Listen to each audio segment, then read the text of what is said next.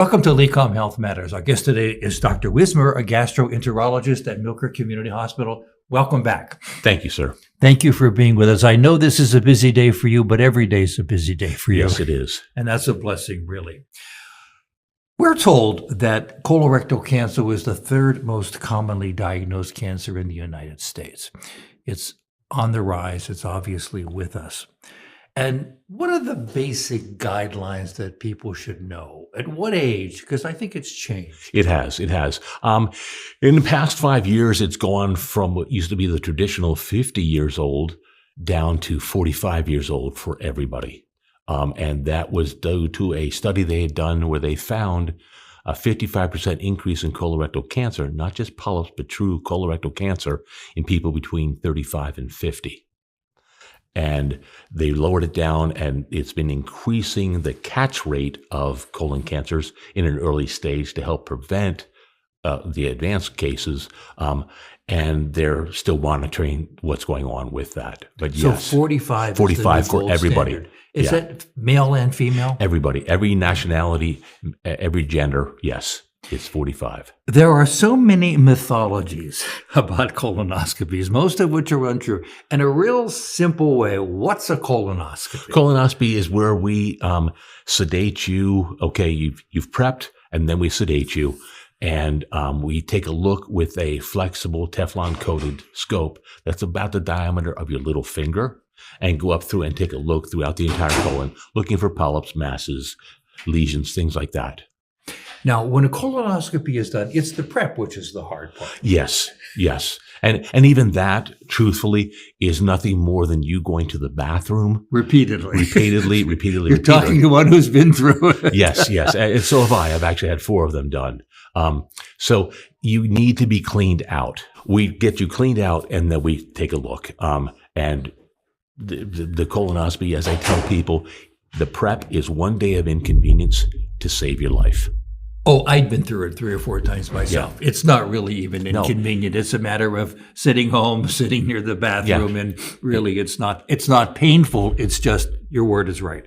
It's just inconvenient for those 4 or 5 hours that you keep going to the bathroom. Right. Does the colonoscopy, for those who are uninitiated, does it take a lot of time? No.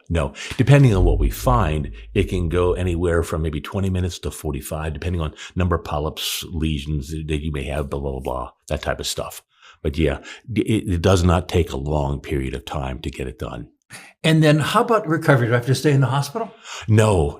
You might have, depending on, again, sedation used and that type of stuff, between 30 and 45 minutes where you might be retained, just to make sure that you wake up properly and that your bowels start to function, you pass gas, things like that. Mm-hmm. And then you can go home. Then you follow up, obviously, correct, with your doctor. Yes.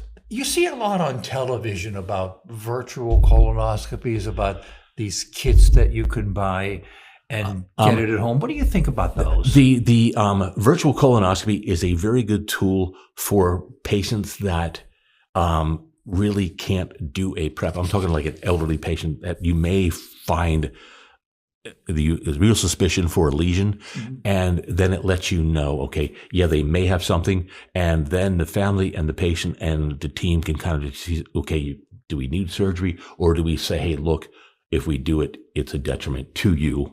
That type of deal. Or severely mentally challenged that can't do a prep. I mean, that's where virtual really would be a great benefit to us.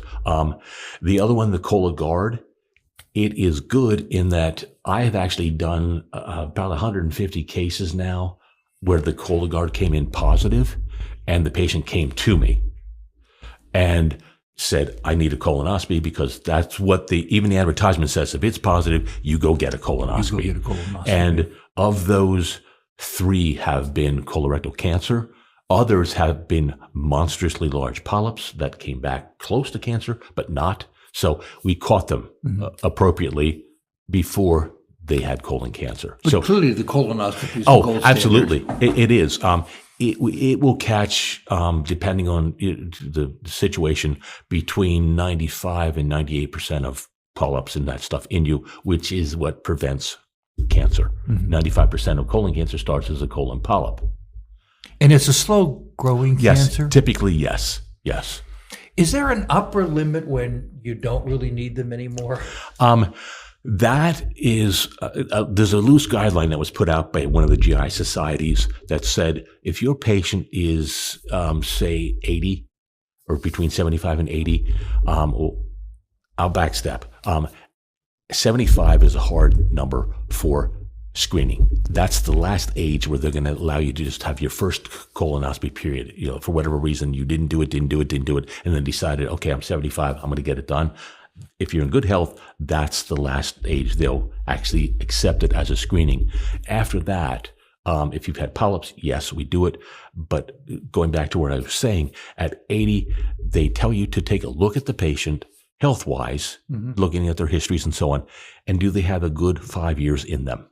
If they do, and they have a history of polyps, especially adenomatous polyps, specifically adenomatous polyps, you can go from nothing to horrible within that 5-year period. So that's where they say, okay, look at the patient on an individual basis, and yes, do it. I've done people in their 80s that were a good 80 and caught adenomatous polyps, basically saved their life because some of them made it to 94, 96. I mean, yes. Yes, do it. Gave them that extra 16 years with their family and their grandkids, and great-grandkids. So that upper limit really is a physician-patient discussion. Yeah. Outside of the hard 75 for the true screening, it is a physician thing, but taking a look at the history and taking a look at their overall health, because sedation, it affects heart rate, blood pressure, and breathing. So if they have issues with those, you may not want to. And those are really, when you look at the colonoscopy itself, other than bleeding and sedation, those are the major issues. Exactly. I think you worry about. Yes.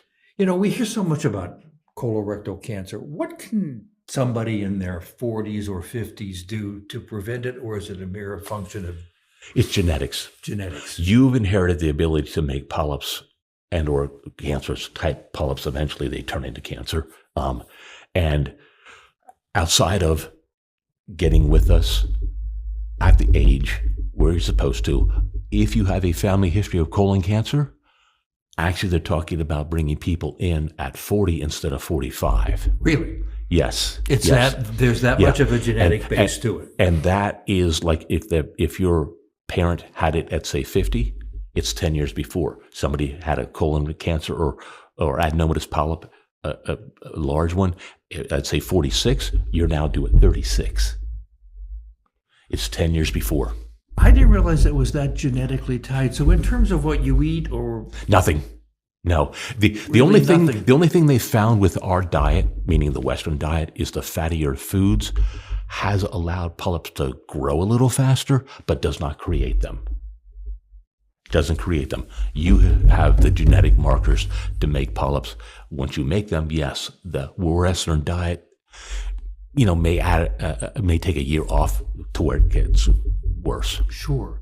So basically, eat what you want. Just check your family history. Well, not eat what you want. Within reason, yes. Reason. Within reason. But it has nothing to do with it. No. I did not know that. Yeah, I mean, a good high fiber diet will help you in many ways.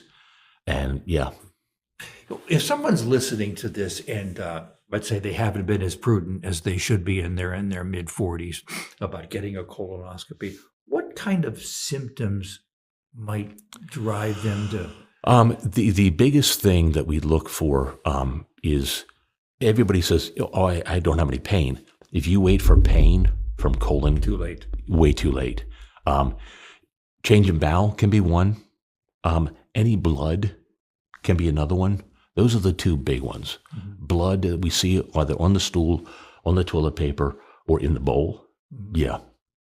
And a change in bowel means that you've got something that's growing. It might be obstructing and causing a change. When you say change of bowel, doctor, you've gone from every day you're moving the bowels and it's nice, normal, and so on and so forth. Now all of a sudden it's changed and it looks like a ribbon, or it looks like you've gone and you go every other day, every third day now because it's harder to get it out. Mm-hmm.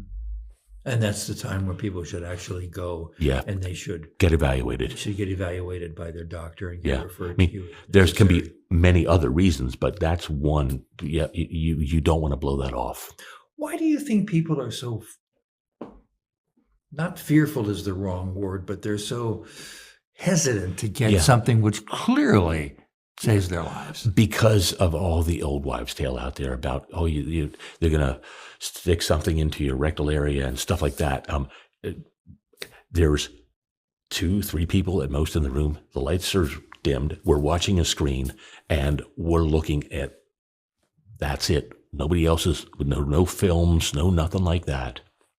Well, I've had them. I've had 3 or 4 Yeah. through your practice. And really, other than the prep the night before, which, as we said earlier, is inconvenient but not painful. No, The colonoscopy itself is not a painful process at all. no, you're knocked out. I mean, you're knocked out, or whatever they give you puts you right out, and you wake up before you know it, it's done. So, the after effects of it are Minimal. minimal to say the least. So, it's something that really people should not be afraid of. But those old wives' tales do persist. Yes, they do. And I think you're right. You hear that they're going to stick something up you, they're going to take pictures, none of that is true. No, None of that is true.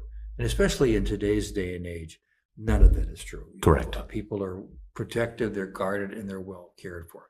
If someone wants to come and see you, if someone hears this and is concerned, what do they do?